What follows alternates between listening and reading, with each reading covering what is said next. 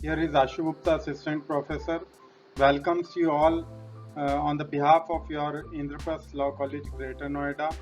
And here we are discussing about the land laws, which is an important subject for the students of PLLB 10 semester.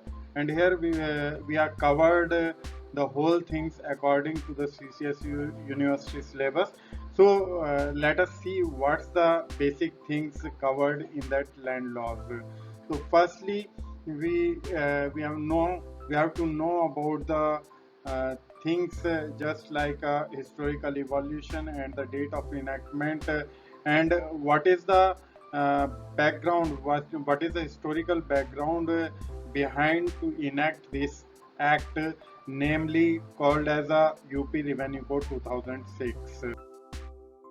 Discussing about the historical background of the UP Revenue Code, which is in your syllabus with effect from 2017, we have to know about the UP Zamindari Abolition and Land Reform Act 1950, as you can see on the PPT slides, which is a basic, which gives a basic structure about the UP Revenue Code. And UP Revenue Code is basically arises from that law, wherein in our India after the independence, near about 32 legislations are formed regarding the land reform in the name of the UP Zamindari Abolition and Land Reform Act 1950. As in short, you can say that UPZA and LR Acts and the other 32 legislation are covered with that for the land reforms, and for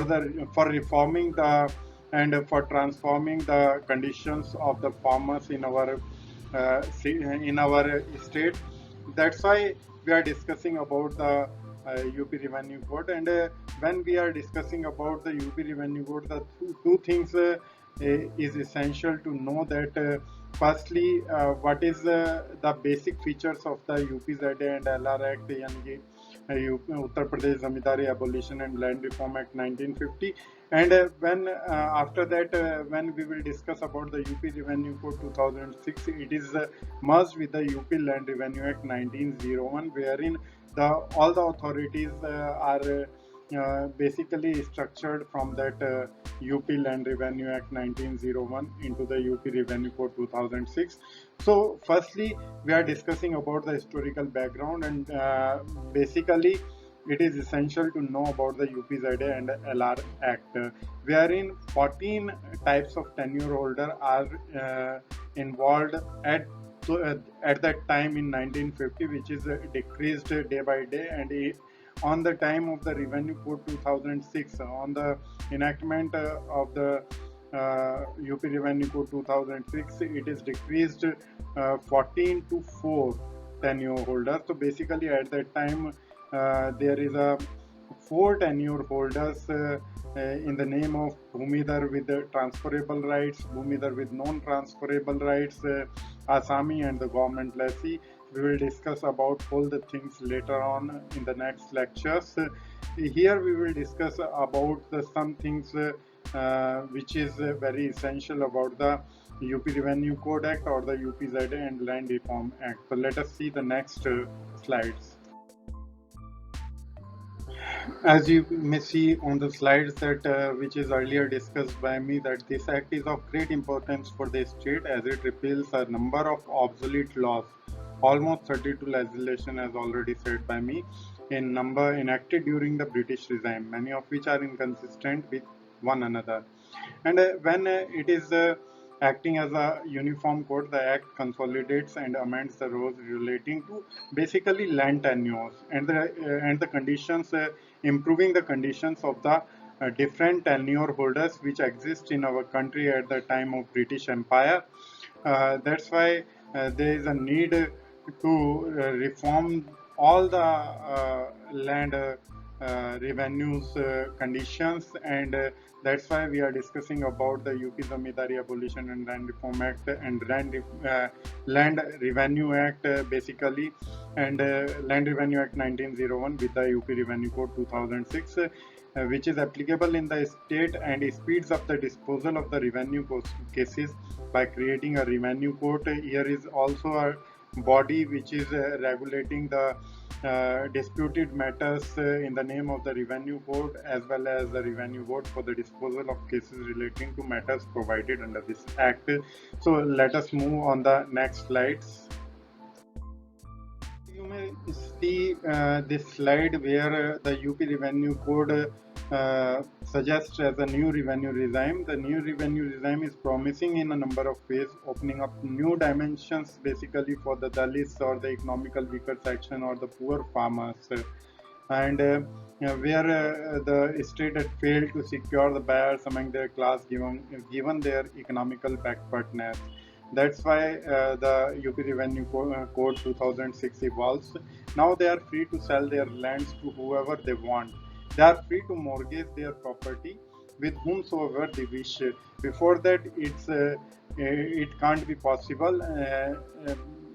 लेकिन इसके बाद as it is the UP Revenue Code follows by the state government, UP state government, with many amendments, and the farmers freely sell to their lands to whoever they want. They are free to mortgage their property with whomsoever they wish, gift the properties or lease them to people irrespective of their class, and realize the worth of their assets.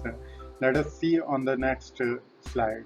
We will discuss about the enactment of the UP Revenue Code 2006. That is represented first time in the 2006-7, but due to some conditions or the parliamentary circumstances that have not been passed in the meantime, and that is basically a very delay to pass this important enactment. But anyhow, that's UP Revenue Code 2006 is finally having furnished deadline for the implementation before the court, and forced the act on 18th December 2015, and the provision of that act came into force in two parts. That is basically enacted into two parts. The first part or the some provisions are enforced on 18th December 2015, while some other provisions came into force on 11th February 2016. It means that the whole UP Revenue Code 2006 is applicable on the 11th February 2016 on the ground, on the field ground basically. And if you know about the UP Revenue Code 2006, which received presidential assent in November 2012, has been enacted with the objective to consolidate it and amend the law relating to land tenure holders, land tenures or the land tenure holders. We have already discussed earlier. That's why there is some new rules and regulations introduced for improving the conditions of the poor farmers or the land tenure holders or the other things, and to object the zamindari pratha.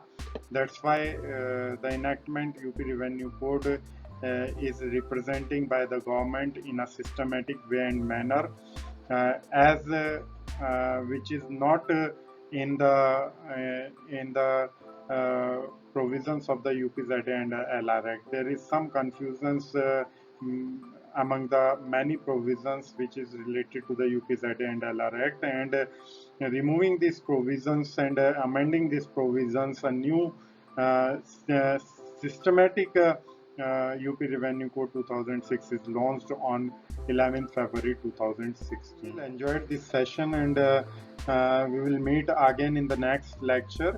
तब तक के लिए be safe and stay at home during this pandemic era. Thank you very much.